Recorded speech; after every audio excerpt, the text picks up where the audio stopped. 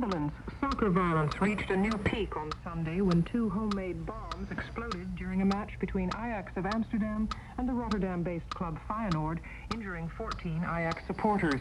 The incident came shortly after another instance of violence in a recent European Cup tie between Ajax and Austria Vienna. In that match, Ajax fans threw metal bars at the Austrian players, wounding the goalkeeper and causing the game to be abandoned. Ajax was later banned from participating in European Cup games for 1 year.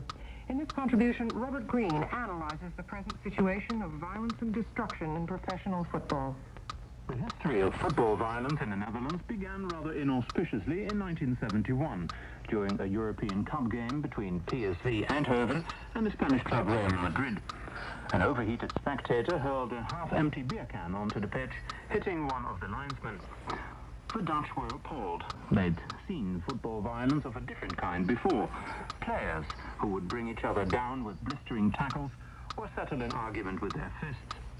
But spectator violence was new to the country.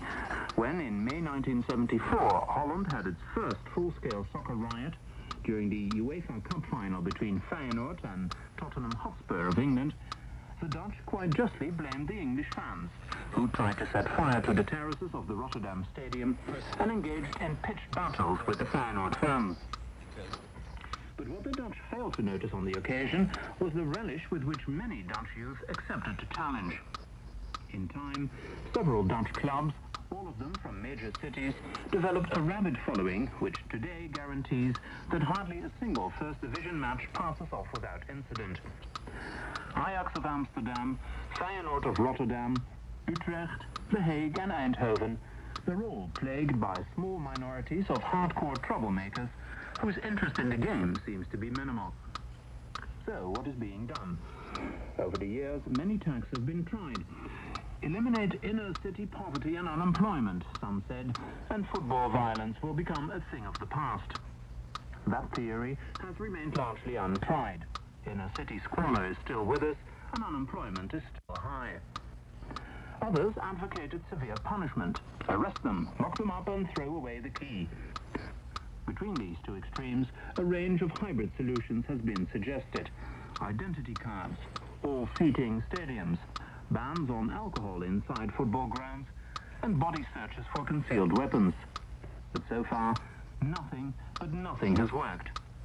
Clubs are being penalized for violence they cannot prevent or control, and more local authorities are inclined to ban games altogether.